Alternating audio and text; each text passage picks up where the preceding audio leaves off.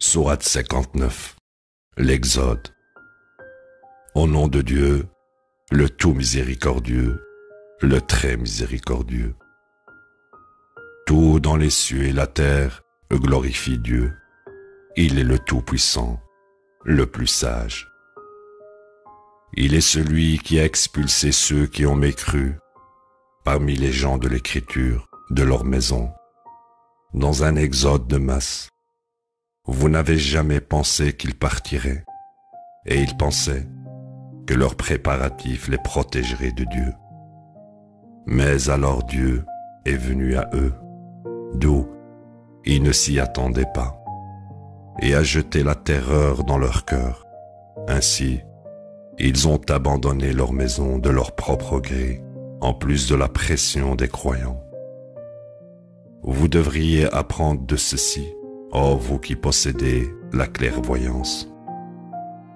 Si Dieu ne les avait pas contraints à partir, il les aurait rétribués dans cette vie, de manière pire encore que de les contraindre à partir.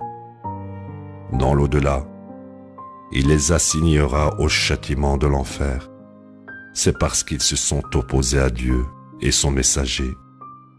Pour ceux qui s'opposent à Dieu et son messager, Dieu est le plus strict dans l'application du châtiment. Que vous coupiez un arbre ou le laissez debout sur son tronc est en accord avec la volonté de Dieu. Il humiliera sûrement les pernicieux. Tout ce que Dieu a restitué à son messager n'était pas le résultat de vos efforts de guerre. Que vous combattiez sur des chevaux ou à pied, Dieu est celui qui envoie ses messagers contre quiconque il veut. Dieu est omnipotent. Tout ce que Dieu a restitué à son messager des communautés vaincues ira à Dieu et son messager sous la forme de charité. Vous le donnerez aux proches, aux orphelins, aux pauvres et aux voyageurs étrangers. Ainsi, il ne restera pas monopolisé par les plus forts parmi vous.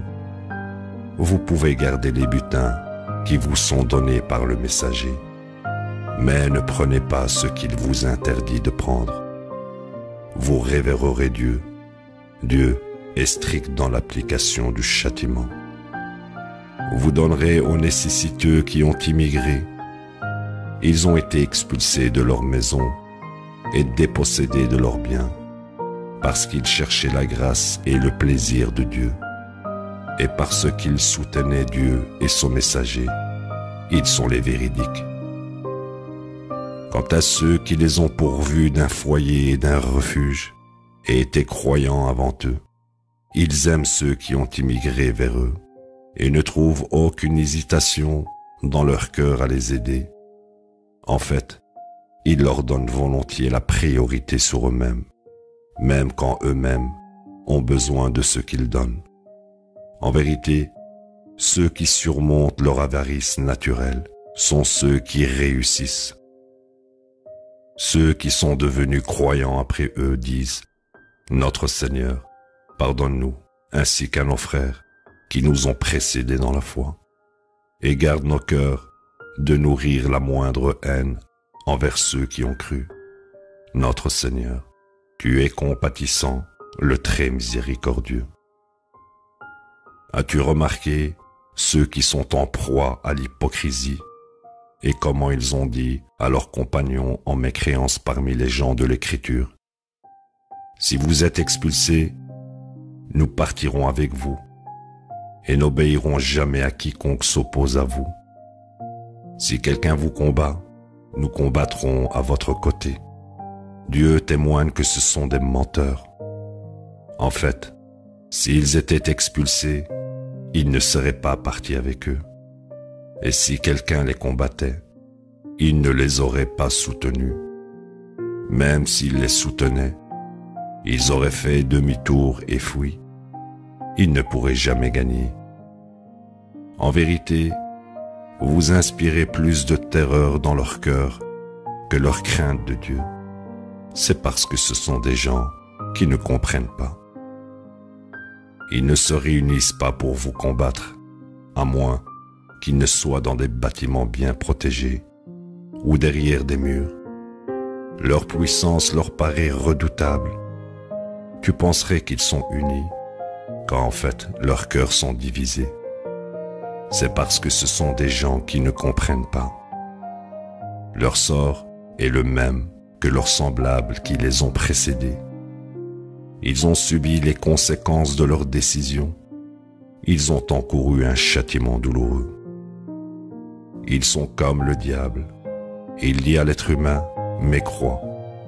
Puis aussitôt qu'il mécroit, il dit, je te désavoue, je crains Dieu, Seigneur de l'univers.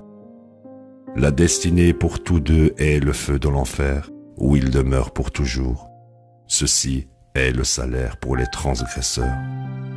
Oh, vous qui croyez, vous révérerez Dieu, et que chaque âme examine ce qu'elle a avancé pour demain. Vous révérerez Dieu. Dieu est pleinement connaissant de tout ce que vous faites. Ne soyez pas comme ceux qui ont oublié Dieu, alors il les a fait s'oublier eux-mêmes. Ceux-ci sont les pernicieux.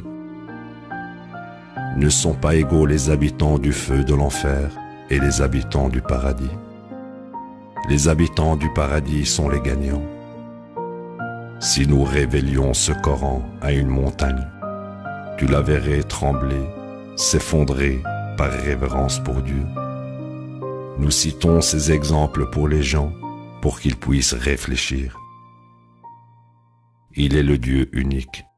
Il n'y a aucun autre Dieu à côté de lui, celui qui connaît tous les secrets et toutes les déclarations.